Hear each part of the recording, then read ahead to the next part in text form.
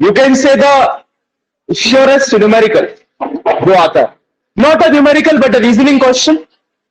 आपको कंडीशन देख के ग्राफ बनाना है, ठीक है। इस क्वेश्चन में एक ग्लिच है, जो ग्लिच आज तक सॉल्व नहीं हुआ, वो देखते हैं क्या है, ठीक है। अगर उसका परफेक्ट एक्सप्लेनेशन आपको कहीं मिले तो आप भी बता सकते हैं, बट पहले क्वेश्चन देखो क्या कह रहा है।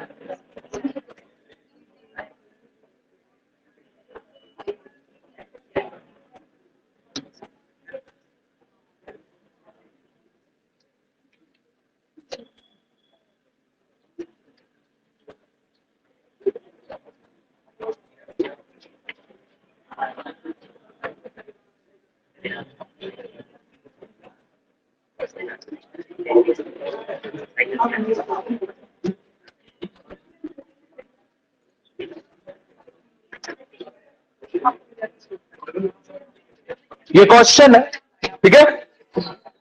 यहां पे आंसर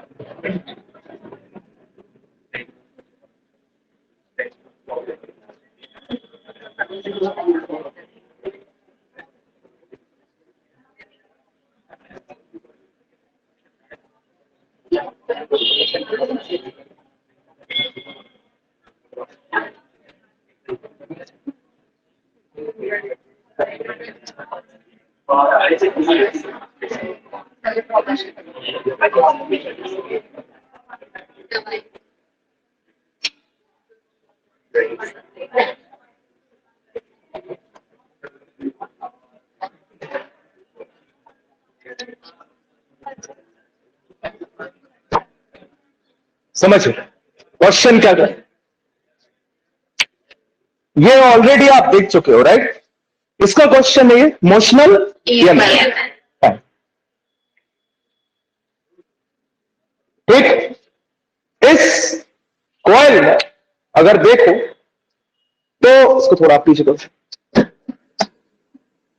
ये जो पीक्यू आर्म है ये कैसी है, मूवेबल है, ठीक। पीक्यू आर्म का motion x is equals to 0 से शुरू होता है, ठीक। एक्स इज इक्वल्स टू 0 से x is equals to B तक मैग्नेटिक फील्ड है uniform, right. X is equals to B के बाद x is equals to 2b तक कोई भी मैग्नेटिक फील्ड नहीं है, ठीक। क्वेश्चन आपसे यह कहता है कि आपकी कॉइल को x इज इक्वल टू 0 से मूव करना शुरू किया गया, किसको, PQ को, कहां तक लेके, x is equal to B तक, फिर लेके गए बाहर, कहां तक, x is equal to 2B तक, और 2B से फिर वापस लेके आए x is equal to B तक, और फिर ले गए वापस 0 तक।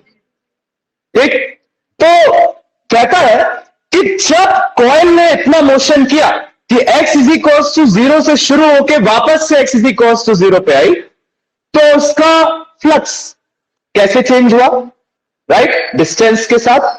दूसरा, ईएमएफ कैसे चेंज हुआ, राइट। तीसरा, फोर्स जो अपन निकालते ना, B square L square V upon R, निकाला था ना फोर्स, कौन सा वाला, जो इस कंडक्टर पे लग रहा होगा, जो लेंथ पे लग रहा होगा, वो कैसे चेंज हुआ, और उसके बाद पावर डिसिपेटेड, राइट। कहता कि इन चारों का क्या बनाओ, ग्राफ। ठीक, क्वेश्चन ये है कि जब आपकी coil x is equal to 0 से x is equal to 2b गई और 2b से वापस आई x इज इक्वल टू 0, तो आपकी ये चार क्वांटिटीज कैसे वेरी की, कौन कौन सी चार quantities, flux, EMF, force, power. Clear, ठीक। अब देखते हैं कैसे होता है। जैसे ही आप x इज इक्वल टू 0 से x is equal to b बना, मैंने चार पार्ट में ग्राफ को डिवाइड कर दिया। देखो, K L M, पहले गया K से L, मतलब x इज इक्वल टू 0 से x is equal to b, फिर L से M, L से M का मतलब होता है x is equal to b से x is equal to 2b, और फिर M से वापस आया L, मतलब 2b से कहां आया b, और फिर b से कहां आया 0। ठीक, इन चार पार्ट में मैंने ग्राफ को क्या किया है, ऑलमोस्ट डिवाइड, क्योंकि इन हर एक पार्ट के लिए एक वैल्यू तो कांस्टेंट होगी कहने वाली। देखते हैं, फाइन। अभी जब तुम्हारा मोशन यहां से शुरू होगा, ठीक, you are increasing the area continuously, right. पहले एरिया इतना था, अभी इतना हुआ, फिर और बढ़ा, फिर और बढ़ा, in the uniform magnetic field. अगर आप देखोगे तो आप कहोगे भैया जो फ्लक्स है वो भी क्या हो रहा है, इंक्रीज, राइट। आप फ्लक्स का फॉर्मूला क्या लिखते हो, बी ए, राइट। एरिया क्या होगा, लेंथ इंटू ब्रेथ। मान लो इसकी लेंथ कितनी है, एल, तो मैं लिख सकता हूं बी एल, और मान लो x इज इक्वल टू 0 से लेके x is equal to b तक की ब्रेथ कितनी है, b। बट b तो तब लिखोगे, क्या हुआ सर से, हाँ हाँ, चलो विंडोज लगा, लाइट ऑन कर, रुक जा, फिर वो दिखेगा नहीं, ये वहां पे उस पे आएगा, ये करके देखो, एक बार करके देखो, आएगा ना।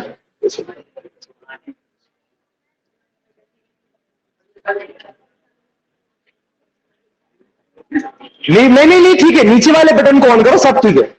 हाँ, नहीं ठीक है, उतना नहीं आ रहा, ठीक है, आ जाओ।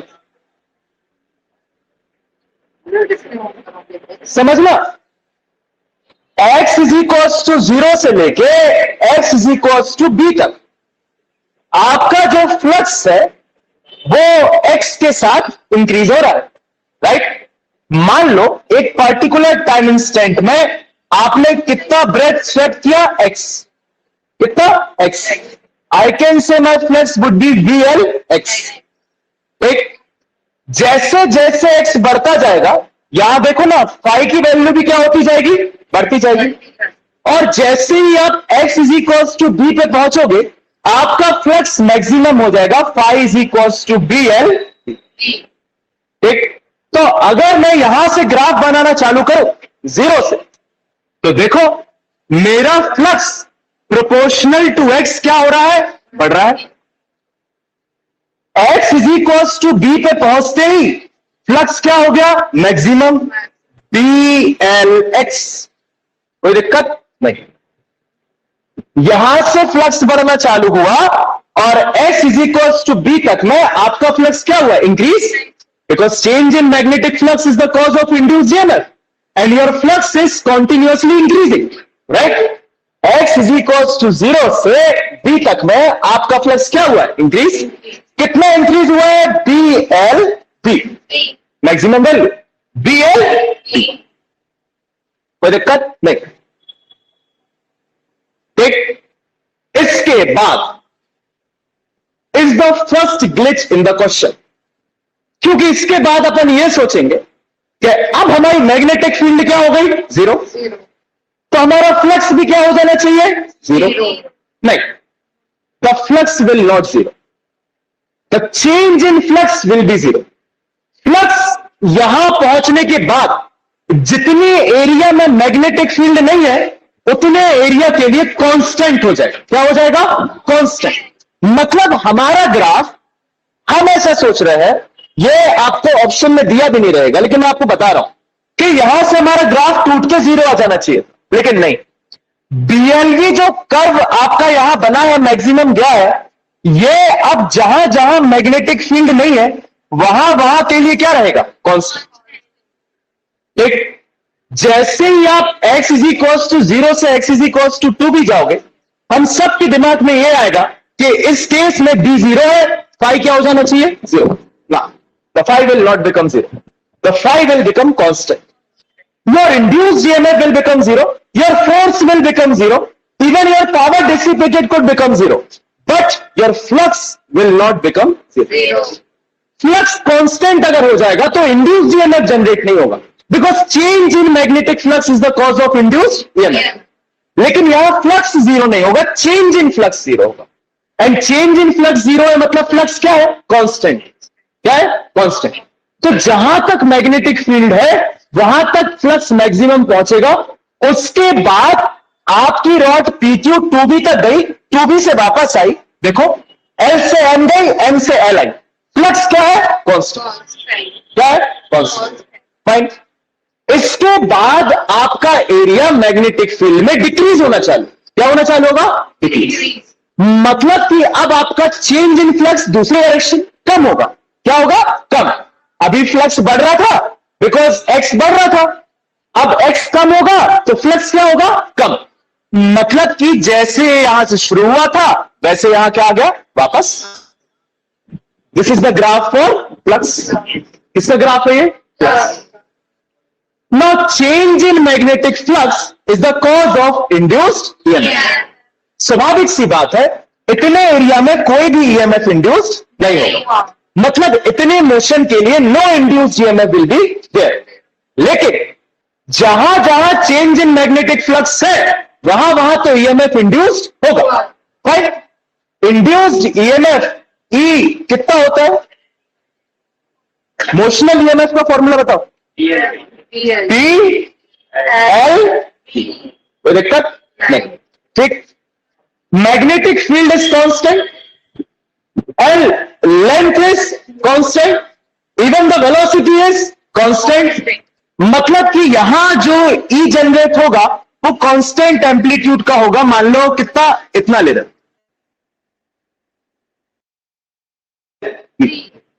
This is the amount of magnetic flux. कहां तक? K से लेके L तक।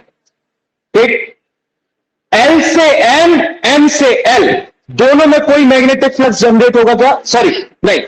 Change in magnetic flux 0, induced EMF 0। Fine. उसके बाद जब तुम ट्रेवल करोगे कहां से? L से K, तो अब तुम देखो पहले जो डायरेक्शन था वो इंक्रीज इन मैग्नेटिक फ्लक्स था, अब जो है वो डिक्रीज इन मैग्नेटिक फ्लक्स है। अगर इंक्रीज इन मैग्नेटिक फ्लक्स एक डायरेक्शन में इंड्यूस्ड ईएमएफ जनरेट कर रहा है तो डिक्रीज इन मैग्नेटिक फ्लक्स उसके अपोजिट डायरेक्शन में इंड्यूस्ड ईएमएफ जनरेट करेगा। तो जितना induced EMF increase in magnetic flux के कारण यहां जनरेट हुआ है, same induced EMF decrease in magnetic flux के कारण नीचे साइड क्या होगा? जनरेट। ठीक। तो अगर इसको यहां आके मैच करोगे तो ये हो जाएगा minus BL, right? Minus BLV। ऊपर हुआ BLV, नीचे हुआ माइनस, राइट? अब बाकी की दो चीजें जो है ना, जैसे फोर्स है या फिर दूसरा क्या है तुम्हारा?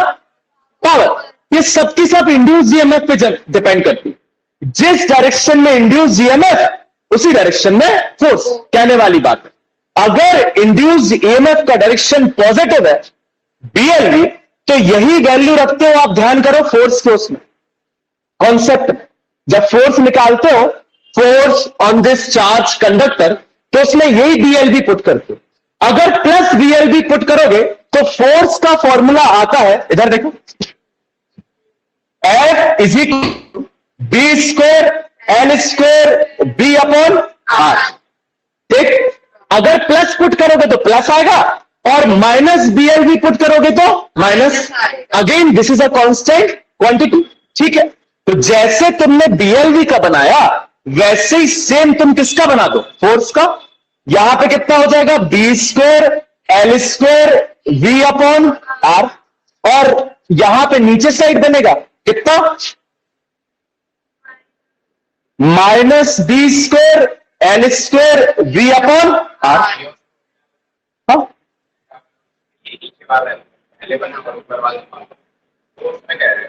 इसमें बुक में फोर्स का इसका भी चेंज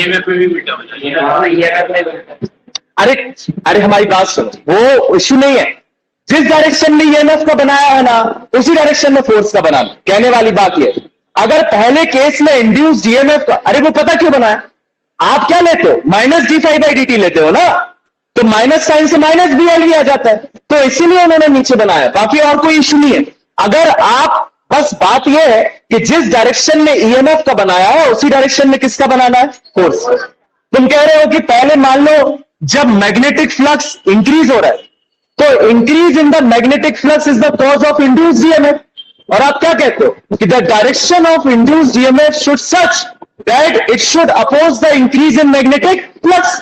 तो ऑफकोर्स सी बात है, ईएमएफ में क्या आना चाहिए था, नेगेटिव।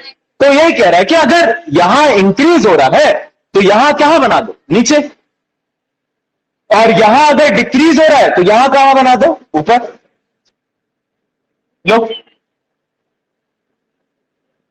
फोर्स का तो वही सेम, जैसे किसका रहेगा ईएमएफ का, वैसे किसका रहेगा फोर्स। ये लो, उसकी कोई टेंशन नहीं है, वो सिर्फ डायरेक्शन इंडिकेट कर रहा है, अगर नहीं भी करोगे तो कोई दिक्कत नहीं। लेकिन ठीक है, थैंक्स फॉर द इंफॉर्मेशन, सही बना। फिर आता है पावर। क्या आता है, पावर। ना, power is a scalar quantity और a vector quantity. Scalar quantity, power का कोई साइन होता है क्या, नहीं, वो तो सिर्फ पॉजिटिवली जनरेट होती है। तुम्हारा ईएमएफ किसी डायरेक्शन में हो, तुम्हारा दूसरा क्या फोर्स किसी डायरेक्शन में हो, पावर का कोई डायरेक्शन होता है क्या, नहीं। हीट जनरेटेड का कोई डायरेक्शन होता है क्या, नहीं। तो हीट जनरेट हमेशा क्या होगी, पॉजिटिव। जहां जहां फोर्स, बस वहां क्या बना दो, पावर। मान लो और नीचे कर लो, ये किसका है, पावर का। कितनी जनरेट होती है power, B square L square V square upon R. और यहां पे भी पावर का ऊपर ही बनेगा, नीचे नहीं बनेगा, क्योंकि दोनों ही केस में पावर तो पॉजिटिव ही होगी। Your heat generated is always positive, कोई डायरेक्शन तो है नहीं, तो power minus B square L square V square upon R तो हो ही नहीं सकती। वहां माइनस साइन का क्या सिग्निफिकेंस, कोई सिग्निफिकेंस है क्या, नहीं। सो पावर के केस में दोनों क्या बनाओगे, ऊपर। आप फोर्स के केस में ऊपर नीचे, ईएमएफ के केस में ऊपर नीचे, और जैसा सेम ईएमएफ के केस में बनाओगे वैसा ही सेम किसके केस में बनाओगे, फोर्स, राइट। मैग्नेटिक फ्लक्स का सिर्फ एक ग्लिच मैंने आपको बता दिया, जहां आपको नहीं, मुझे भी, हम सबको, जिस क्लास से क्लास 12th पढ़ रहे हो उस क्लास से यही लग रहा है कि ये लाइन नहीं होनी चाहिए। You go through any single institute की वीडियो जिसने ये क्वेश्चन अच्छे से एक्सप्लेन किया तो मैं मान जाऊंगा, नोबडी कुड एक्सप्लेन कि इन्होंने फ्लक्स को कांस्टेंट क्यों लिया यहां, बिकॉज सीधी सीधी सी बात है, अगर phi is equals to B A cos theta है, आपका अगर बी 0 हो गया तो फाई क्या होना चाहिए था, मतलब ये लाइन यहां से क्या होनी चाहिए थी, गायब। इवन द नीट आज the question get the same graph, same, NTA national testing agency, right.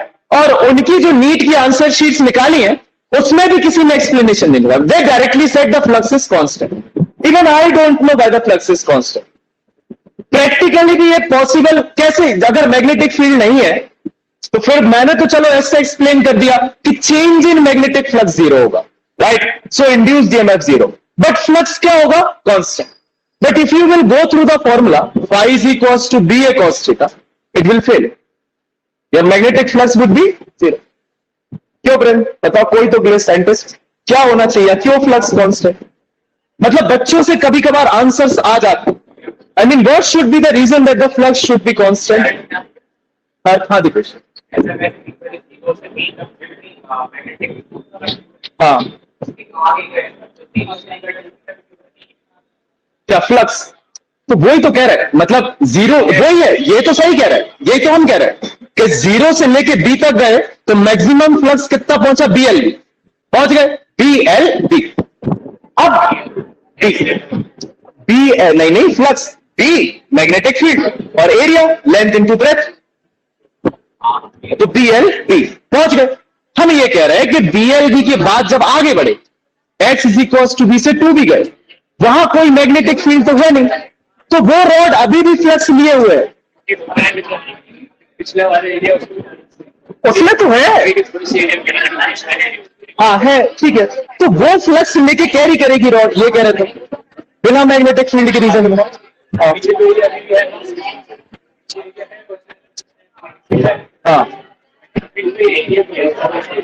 तो फिर वो चेंज के लिए वो अच्छा कांस्टेंट हो गए वहां के, अच्छा जो एरिया था उसके कारण है, ये कह रहे हैं, जो ऑलरेडी एरिया इंक्लूडेड है। गुड, हाँ ये कह सकते, ये कह सकते, ठीक है। चलो क्या देखो, एक थोड़ा सा प्रॉपर आंसर आया है। ही वाज सेइंग कि जब तुम इस रॉड को आगे बढ़ा रहे, ठीक, तो मान लो x is equals to B से x इज इक्वल्स टू 2 भी पहुंचे, कहां पहुंचे? क्या हुआ मुस्कान, महक, आवाज नहीं आ रही क्या?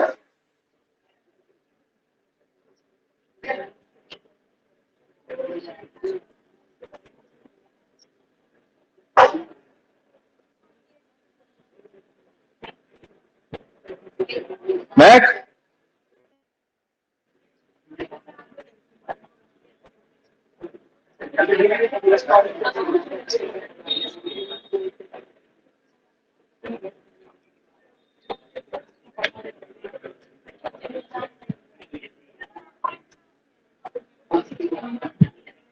आ रही है। आ रही है, ठीक है, ठीक है, फाइन। देखो, तो ये प्रॉपर एक्सप्लेनेशन आया है कि जब इस रॉड को आगे ले जाओ, समझ रहा, तो माना कि x is equals to B से x is equals to 2b में क्या नहीं है? मैग्नेटिक फील्ड नहीं। लेकिन मान लो यहां से लेके यहां पहुंच गए, तो उसमें ये वाला एरिया तो इंक्लूड है ना, इसको कैसे बोल सकते? x इज इक्वल्स टू 0 से x is equals to 2b जब पहुंचे, तो आपके पास ये एरिया भी तो है। माना कि इस एरिया के कारण मैग्नेटिक फ्लक्स नहीं होगा, लेकिन जितना इस एरिया के कारण मैग्नेटिक फ्लक्स था वो तो अब भी होगा, वो कहां जाएगा? और उसके कारण कितना था? BLB। तो वो BLB जो है वो L से लेके M और M से लेके L तक क्या करेगा? ट्रेवल। गुड, हाँ तुमने क्या सोचा? हाँ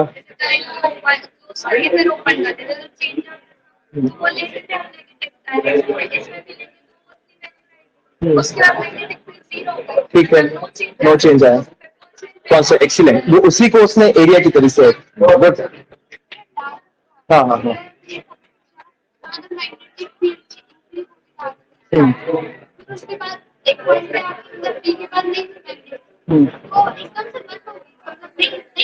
नहीं मतलब मैग्नेटिक फील्ड तो रीजन वाइज डिफाइन होती है बेटा। यहां तक मैग्नेटिक फील्ड है तो मतलब मैग्नेटिक फील्ड का इफेक्ट यहां तक, इसके बाद मैग्नेटिक फील्ड तुरंत जीरो हो गई, because you have defined the magnetic field up to a particular length x is equals to b। इसके बाद मैग्नेटिक फील्ड का इफेक्ट नहीं है। कहां इंक्रीज हो रही है? मैग्नेटिक फील्ड इंक्रीज नहीं हुई, मैग्नेटिक फ्लक्स इंक्रीज हुआ। फील्ड तो कांस्टेंट है, ये देखो ना, डॉट डॉट डॉट, फील्ड थोड़ी इंक्रीज हो रही है। देखो आपके फॉर्मूले में phi is equals to B A, मैं बी तो कांस्टेंट है, आप लिख रहे हो बी एरिया को एल इंटू ब्रेथ, ब्रेथ है एक्स, एक्स इंक्रीजिंग है, जिसके कारण फाई इंक्रीजिंग है। मैग्नेटिक फील्ड तो कांस्टेंट है, राइट। ठीक है, मतलब एरिया वाला ठीक है, सिंपलर है, राइट। यू कैन से बना लो ग्राफ। हाँ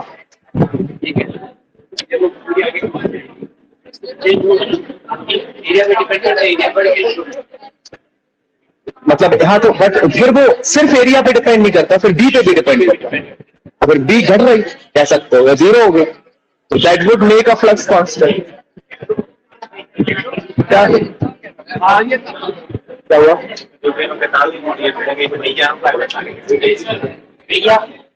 ये तो कांस्टेंट है। अरे बी कांस्टेंट है कहां तक, x is equal to B तक, उसके बाद तो बी डिक्रीजिंग है ना, जीरो है ना, तो वो तो कांस्टेंट जीरो हो गया है ना। हाँ हाँ हाँ, मैग्नेटिक फील्ड जीरो रहेगी ना। हाँ, तो फिर अपन जो एरिया तुम्हारा बाद में बढ़ रहा है वो फ्लक्स के लिए कंट्रीब्यूट कहां कर रहा है? तो मैंने तो कहा जो पहले वाला एरिया है उसके कारण फ्लक्स है, तो मैं बोल रहा है ना, बाद वाला एरिया फ्लक्स में कहां कंट्रीब्यूट कर रहा है? नहीं, तो वो तो कंट्रीब्यूट कर ही नहीं रहा, वहां पे बी ही नहीं है, तो जो मैग्नेटिक फ्लक्स है वो पहले वाले एरिया के कारण, इसीलिए। चलो ये इसे बना लो, आपके एनसीईआरटी में बना हुआ मुझे पता है, बट आप अपनी कॉपी में इसीलिए इसको बना लो बिकॉज आपको ध्यान रहेगा कि ये क्वेश्चन इंपॉर्टेंट है।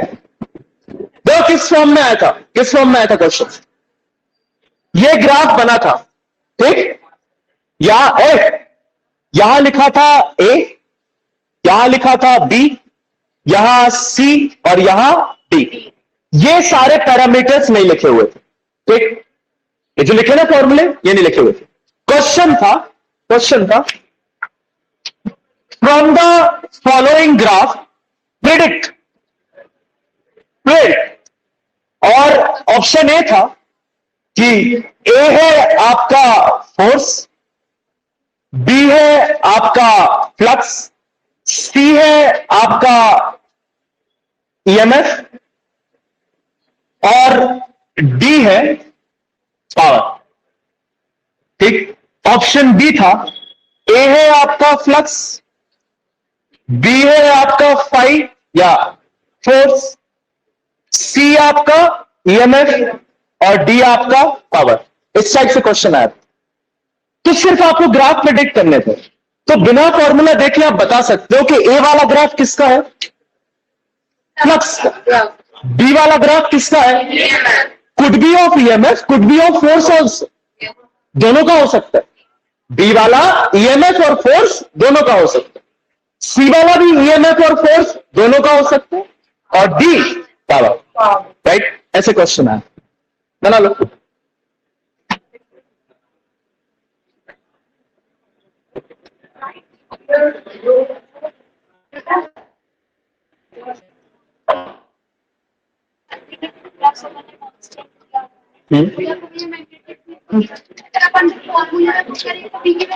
हाँ, तो फ्लक्स का जीरो आएगा, तो वही यही तो ग्लिच था उस क्वेश्चन में जो हम स्टार्टिंग से बोल रहे हैं। उसको सॉल्व करने का तरीका ये बोला गया कि जब मैंने वो फिगर बना था तो उस फिगर में देखो, जब यहां से यहां मूव कर रहे हो उस किस के लिए फ्लक्स जीरो होगा ना, लेकिन जितना ऑलरेडी मूव कर चुके हो तो ये फ्लक्स भी तो ऐड करोगे जब ये पूरा एरिया कंसिडर करोगे, क्योंकि वो फ्लक्स ऑलरेडी है, वो कहां चला गया, डीएल भी तो ऑलरेडी है ना इस रॉड के पास, ठीक है। तो वही ना, तो जैसे मान लो तुम यहां से यहां मूव किए तो पूरा एरिया अगर कंसीडर कर रहे हो तो समझना इतने एरिया में फ्लक्स नहीं है लेकिन इतने में है, तो उसको डीएल भी अपन ने ले लिया, ऐसे ऐसे समझाया है, but not a proper reason, proper reason तो मिथ है।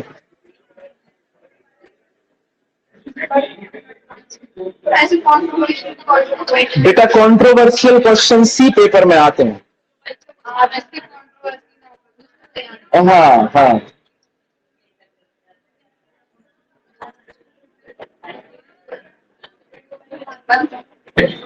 बन गया, बता दो उसको। नहीं बना, बुक में बना।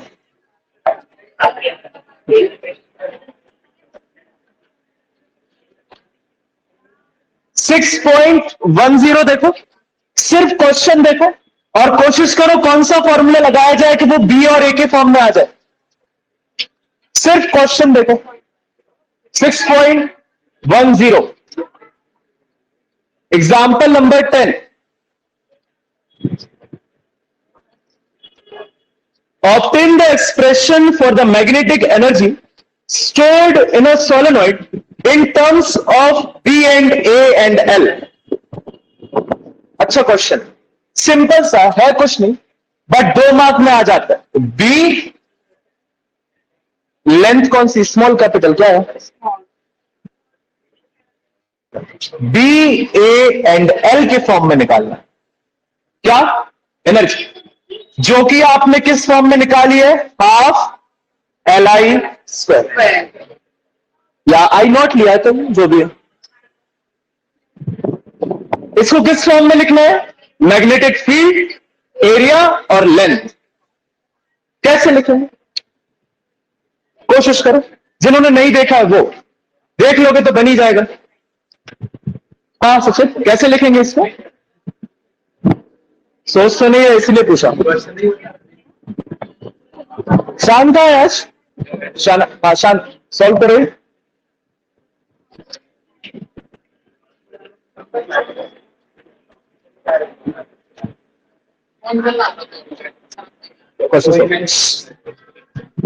क्वेश्चन सॉल्व करो। कहाँ, अच्छा तुम्हारा याद नहीं है आज गुरु नानक।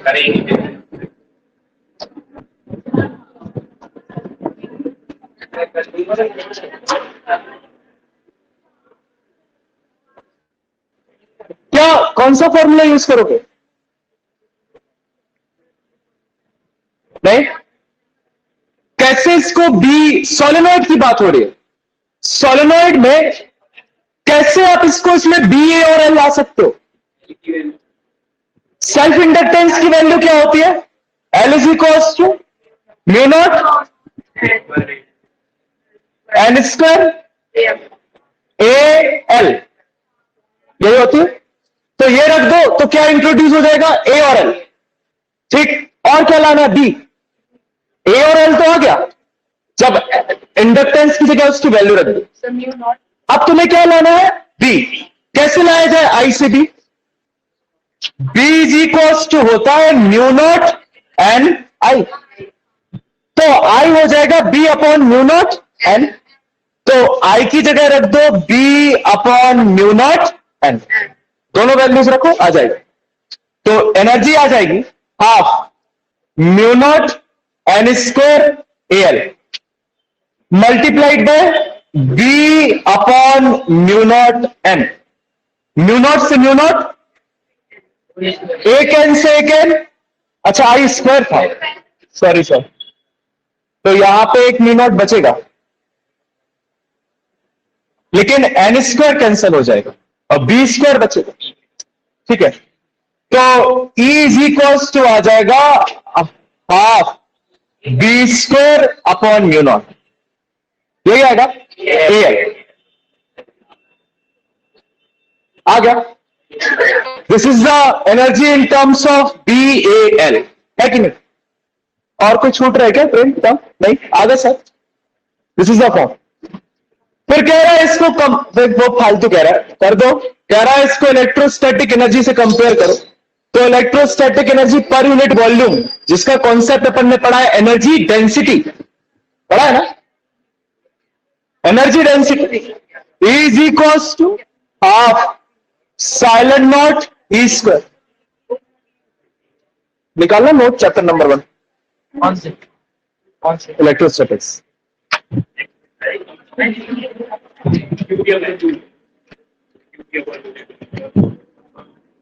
तो यहां पे AL से डिवाइड कर दो तो B square upon 2 mu not, मतलब दोनों केस में energy is proportional to strength का स्क्वायर, एक जगह मैग्नेटिक स्ट्रेंथ का स्क्वायर, एक जगह इलेक्ट्रिक स्ट्रेंथ का स्क्वायर, अरे field, electric field, magnetic field, बता रहे हैं,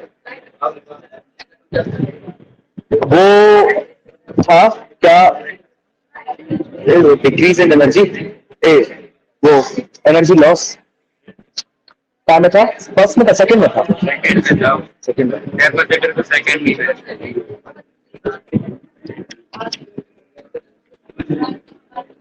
व्हीटस्टोन ब्रिज Third पहुंच गया। यार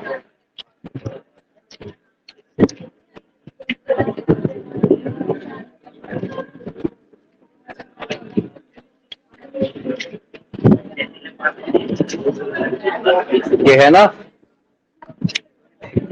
हाफ क्यूबी, हाफ सीबी, नहीं भैया आज ही पढ़ के आई है। इसी की जस्ट पहले था यार, एनर्जी डेंसिटी हट गया है कॉन्सेप्ट, वो रिड्यूस में होगा, but half E square epsilon हाँ रहने दो, ये इतना आ गया ना बहुत है। क्वेश्चन नंबर 11 करना, एसी जनरेटर का क्वेश्चन है, उसका सेकेंड पार्ट रहने दो, वही मैंने बोला ना, इसको कंपेयर करो, कह रहा कौन सी एनर्जी से, इलेक्ट्रोस्टैटिक एनर्जी से।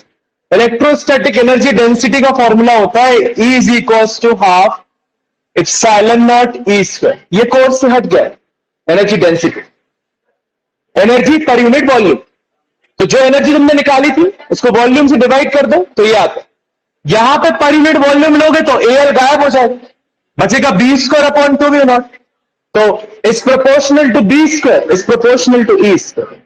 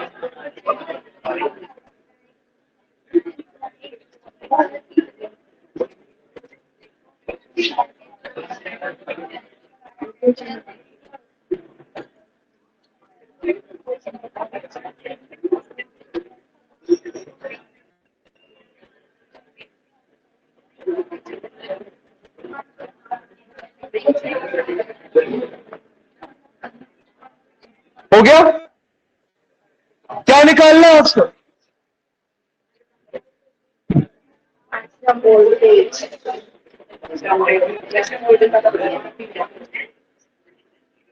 कमला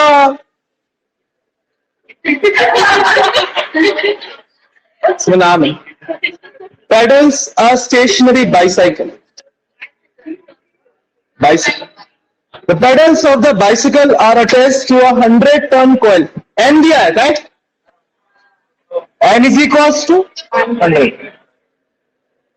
एरिया दिया है कितना, 0.10 मीटर स्क्वायर.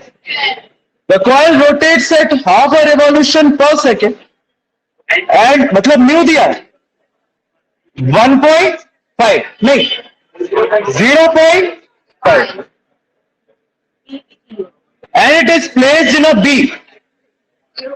0.01 Tesla.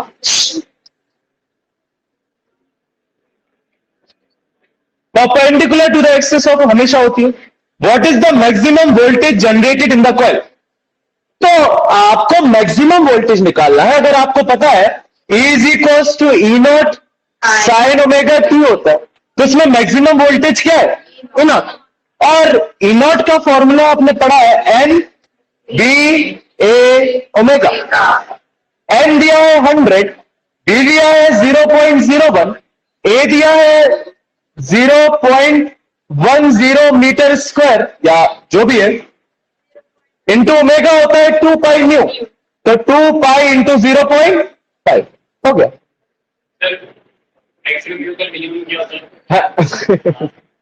मैक्सिमम क्या होता है, मिनिमम क्या होता है, ये जब ग्राफ बनाओ तब देखा था ना. हाँ, मिनिमम 0 होता है. हाँ ये ई नॉट, ये एक दिन और रुक जाओ, ई नॉट और ई में क्या डिफरेंस है, एक दिन बस रुक जाओ, ठीक है। अगर समझना है तो बता तो हम अभी देंगे, समझ में भी आ जाएगा, लेकिन टाइम वेस्ट होगा, बिकॉज फर्स्ट क्लास में फिर से वही चीज बतानी है। व्हाट इज ई नॉट, कल भी उसने पूछा तो मैंने वही बोला था, what is E not, what is E, just wait for a day, right, समझ में अभी भी आ जाए, because E not is the peak voltage, मैंने फर्स्ट डे ग्राफ में बताया भी था, and E is the voltage at any instant, तो instantaneous voltage, right. E voltage है टी टाइम, ई नॉट है मैक्सिमम वैल्यू, बताएंगे उसको, ठीक है। हाँ हाँ, हम स्मॉल, हाँ ठीक है, हम स्मॉल, हमारे कोई नंबर ऑफ टर्न्स है, ठीक है, कोई पर यूनिट लेंथ नहीं। हाँ ये, अरे एसी जनरेटर चल रहा है, और जनरेटर में नंबर ऑफ टर्न्स 100 है, उसका एरिया 0.10 मीटर स्क्वायर है, न्यू फ्रीक्वेंसी दी है हाफ और रिवॉल्यूशन पर सेकेंड 0.5, और मैग्नेटिक फील्ड दी है 0.01, कह रहा है कि मैक्सिमम वोल्टेज निकालो। आपने कल ही तो डेरिवेशन किया था परसों, मैक्सिमम वोल्टेज का फॉर्मूला होता है एन बी ए ओमेगा, क्वेश्चन में सब गिवन है, एन बी ए ओमेगा, लगा दिया।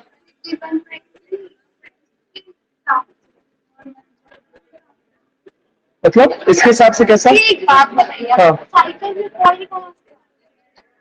अरे वो जैसे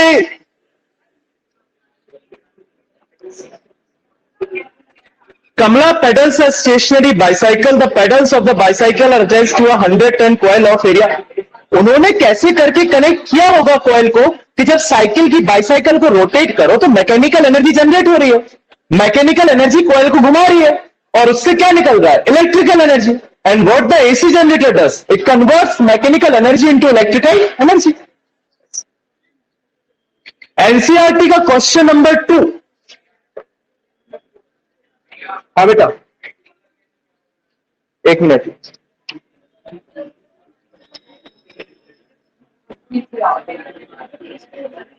नहीं क्वेश्चन नंबर 3, हाँ एनसीईआरटी का क्वेश्चन नंबर 3 करो, बाकी सब हाँ। पैडलिंग से मैकेनिकल एनर्जी प्रोवाइड कर रहा है कॉइल को, मैकेनिकल एनर्जी प्रोवाइड की, and the mechanical energy will be converted into electrical energy. Is the concept of what? AC generator. What is the definition of AC generator in your copy?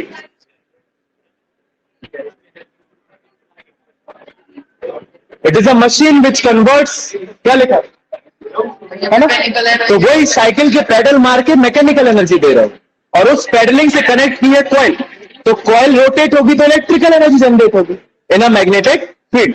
वो magnetic field कितनी ली है वहां पे 0.1 Tesla, और उस coil में number of turns है 100, area coil का है 0.1 मीटर स्क्वायर, और क्या है, हाफ रिवॉल्यूशन पर सेकेंड तुम्हारी कैपेसिटी है, लगा दिया।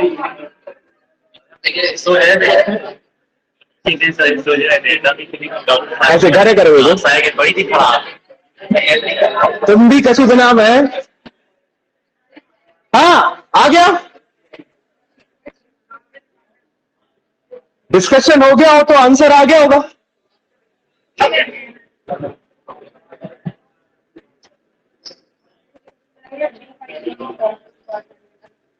आशी क्वेश्चन ही देख रहे हो ना,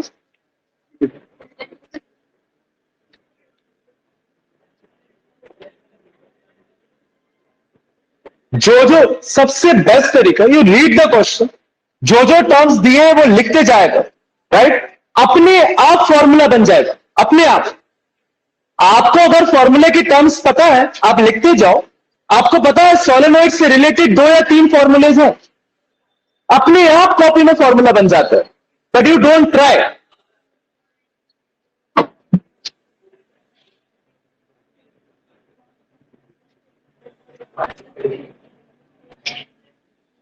फिफ्टीन टर्न्स पर सेंटीमीटर, क्या कह रहा है, मतलब number of turns per unit length, small N दिया कितना 15, लेकिन 15 टर्न्स पर सेंटीमीटर दिया है। आपको एसआई में डील करना है तो ये 1500 टर्न्स पर मीटर हो जाए, हो जाएगा, हो जाएगा कि नहीं होगा, तो देखो 15 टर्न्स दिया है पर सेंटीमीटर, सेंटीमीटर को मीटर में अगर कन्वर्ट करना है तो 1/100 हो जाएगा, राइट? क्या हो जाएगा? 15/1/100 मीटर। ये ऊपर जाएगा तो हो जाएगा 1500 टन्स पर मीटर। आ गया सही? और आगे पढ़ो। Has a small loop of area, area कितना दिया है? 2 × 10⁻² metre square. Inside the solenoid, normal to its axis. If the current carried by the solenoid changes steadily from 2.0 ampere to 4.0 ampere. बहुत अच्छा question. I changes from 2.0 ampere to 4.0 ampere. क्या कुछ गलत लिखा हमने?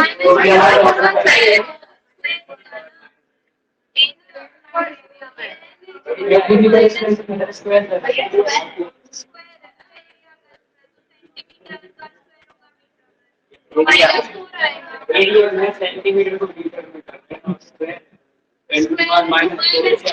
लो आगे बढ़।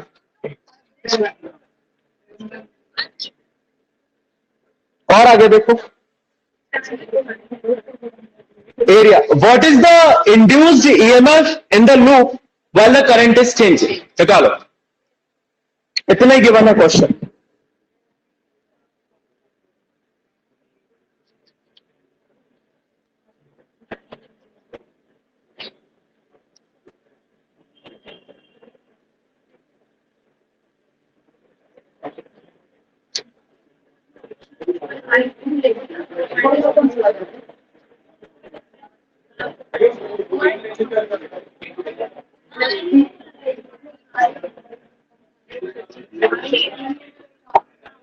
न्यू नॉट की वैल्यू रख लेना 4 पाई × 10⁻⁷, ऐसा ही ना?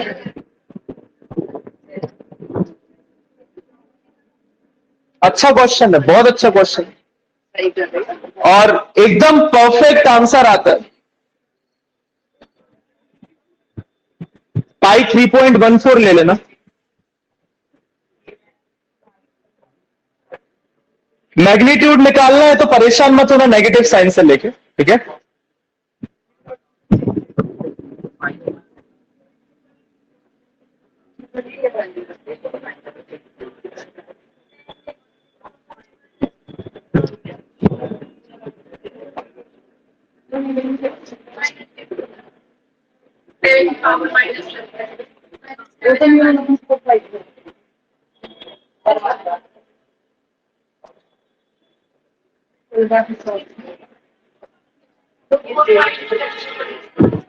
क्या बन रहा है? ठीक है, इसमें नहीं बन रहा। EMF is equal to D phi by dt। Phi होता है बीए, एरिया कांस्टेंट है, बाहर ले आओ। बी सोलेनॉइड के लिए होता है mu not N I, mu not N constant है, बाहर ले आओ। आएगा di/dt, बिकॉज चेंज सिर्फ क्या हो रहा है? करंट। इन सबकी वैल्यूज एसआई में ऑलरेडी आपको पता है कि नहीं? A is equal to 2 × 10⁻⁻4, mu naught 4 pi × 10⁻⁷, N 1500 turns per metre. ठीक, बचा di/dt। करंट 2 एम्पियर से 4 एम्पियर चेंज हुआ तो di कितना आ गया? 2। और dt कितने टाइम में चेंज हुआ? 0. ठीक है, तो 2/0.1 is equal to di/dt is equal to 20 ampere second -1। तो di/dt की भी वैल्यू आ गई। रख दो, आंसर आ जाए।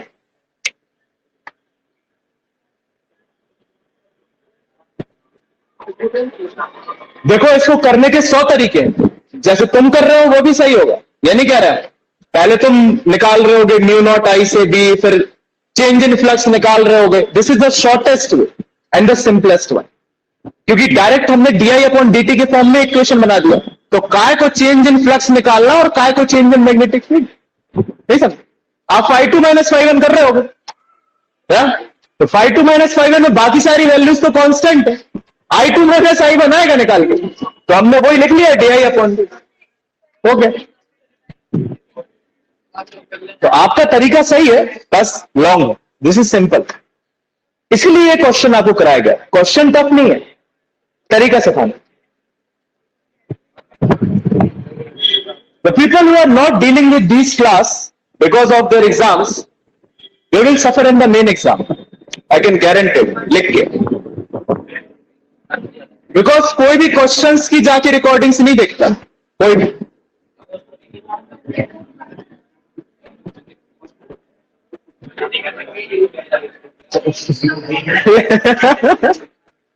लेंस लो से दूर बता दे क्या सुनिए सिंपल। हाँ, कल भी क्वेश्चन सुन, कल पीवाई क्यूज कराएंगे, बिल्कुल करा के ही छोड़ेंगे इसके लिए। रुक जाओ, कहां जा रहे हैं? ये फोन चौथा नंबर और कर लो, लास्ट आज का लास्ट। यार 3 क्वेश्चन 4 क्वेश्चन तो करेंगे अपन ने। हाँ, पहला तो समझाने में टाइम लगा, ठीक है। ये लास्ट क्वेश्चन नंबर 4,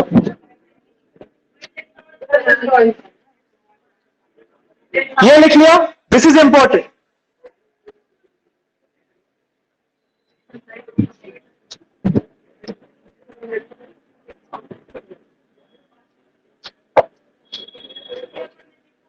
लो, हमारे डस्टर में नॉर्थ साउथ बन गए।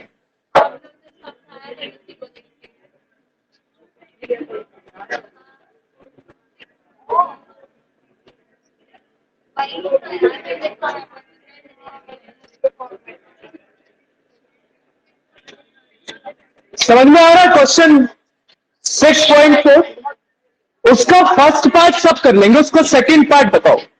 यही अर्थ का डाउट था। Take it seriously, question number 4 is not simple.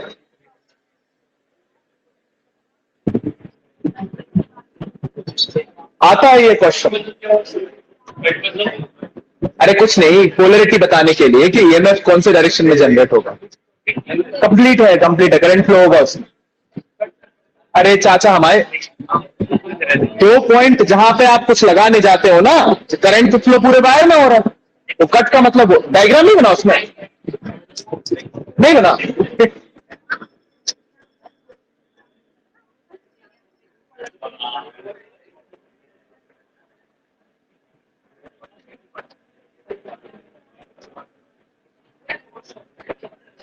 ये कितनी दी है? 2 सेंटीमीटर। ये कितनी दी है? 1।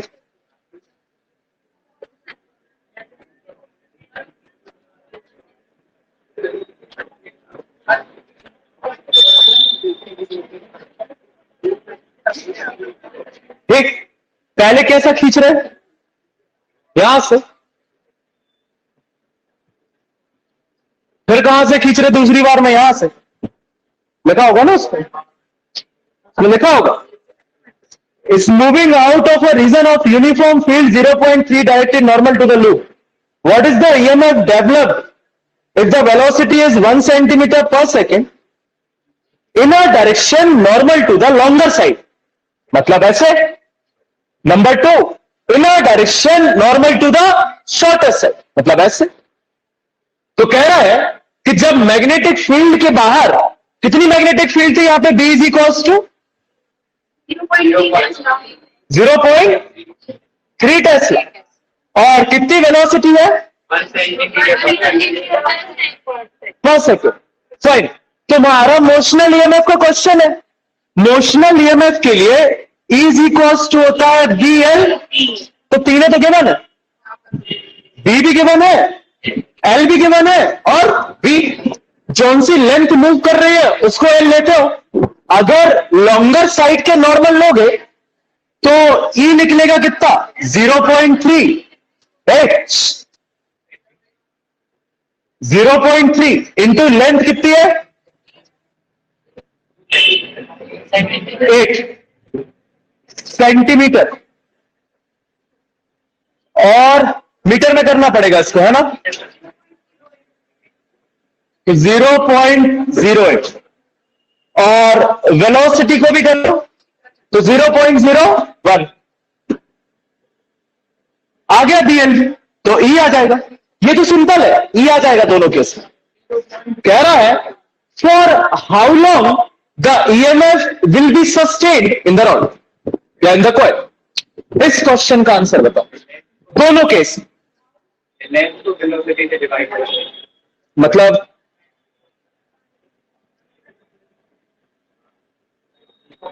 क्या निकालना है टाइम, तो T is equals to distance upon velocity. Question ठीक है, गुड, ऐसे करोगे। कौन से डिस्टेंस से डिवाइड करोगे जब तुम ऊपर की तरफ खींच रहे हो?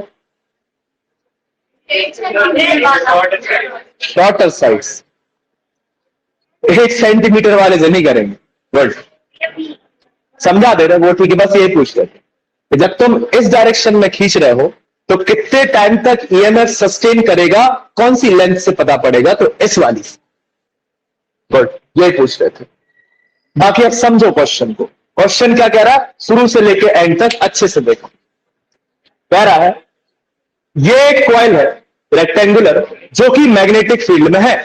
फाइन, एक कट बनाया टर्मिनल्स के लिए जिससे आप इंड्यूस्ड ईएमएफ का डायरेक्शन पता कर सकते कि किस पोलरिटी में इंड्यूस्ड ईएमएफ जनरेट हुआ। जब इस कॉइल को लॉन्गर साइड से खींचा गया तो कह रहा है कि कितना ईएमएफ जनरेट हुआ। जब शॉर्टर साइड से खींचा गया तो कह रहा है कितना ईएमएफ जनरेट हुआ। मोशनल ईएमएफ में क्वेश्चन है, ईएमएफ का फॉर्मूला होता है BLV। आपको मैग्नेटिक फील्ड दी है 0.3 टेस्ला, ठीक, वेलोसिटी दी है 1 सेंटीमीटर पर सेकेंड, मतलब 0.01 मीटर पर सेकेंड, और आपको क्या चाहिए एल, लेंथ। जब लॉन्गर साइड से खींचोगे तो एल कितनी रखोगे 8 सेंटीमीटर। BLV वाला डेरिवेशन याद रखो, जो लेंथ मूव होती है उसी का तो लेते हो, और जब 2 सेंटीमीटर से खींचोगे तो लेंथ क्या लोगे 2। तो दोनों केस में ईएमएफ निकल आएंगे। पहला केस जब लॉन्गर से खींचा, दूसरा केस जब शॉर्टर से। लेकिन क्वेश्चन नंबर 2 इसमें यह कह रहा है कि जब तुमने लॉन्गर साइड से परपेंडिकुलरली खींचा तो कितने टाइम तक ईएमएफ सस्टेन किया, किसने, इस कॉइल। ठीक, जैसे ही ये कॉइल पूरी की पूरी इस मैग्नेटिक फील्ड से बाहर आ जाएगी, आपका ईएमएफ क्या हो जाएगा, खत्म। मतलब जितनी देर तक ये कॉइल इस मैग्नेटिक फील्ड में क्या कर रही है, मूव, उतनी देर तक ईएमएफ क्या करेगा, सस्टेन, राइट।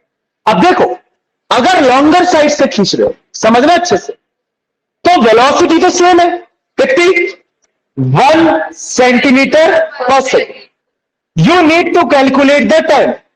टाइम होता है डिस्टेंस अपॉन वेलोसिटी, राइट। तो वेलोसिटी तो 1 सेंटीमीटर पर सेकेंड है, लेकिन आपकी कॉइल जब तक मैग्नेटिक फील्ड के बाहर जाएगी कितना डिस्टेंस कवर कर लेगी, 2 सेंटीमीटर। तो जब लॉन्गर साइड से खींचोगे तो डिस्टेंस कितना रहोगे, 2। अब मीटर में कन्वर्ट करने की जरूरत नहीं है क्योंकि सेंटीमीटर से सेंटीमीटर कैंसिल हो जाएगा, टाइम सीधा आपका सेकंड में आ जाए तुम्हें। तो यही है क्रक्स कि जब आप लॉन्गर साइड से खींचते हो तो आपकी कॉइल कितना डिस्टेंस ट्रेवल करती है, 2 सेंटीमीटर मैग्नेटिक फील्ड के बाहर, राइट। जब आप इस साइड से खींचोगे तो मैग्नेटिक फील्ड के बाहर आते आते कॉइल 8 सेंटीमीटर का डिस्टेंस ट्रेवल कर चुकी है। तो time is equal to distance upon speed लगाओगे, अच्छा दोनों case clear. This is question number 4।